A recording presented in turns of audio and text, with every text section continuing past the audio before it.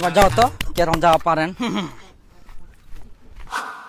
কামলা শেষ হয়নি খালি, বাপ রে বাপ।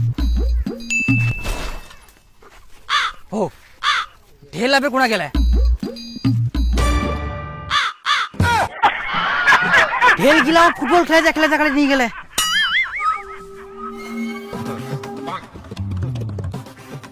এবার সবাই দেখো, তোমার মুই আজকে দিক্কত ধরিয়া।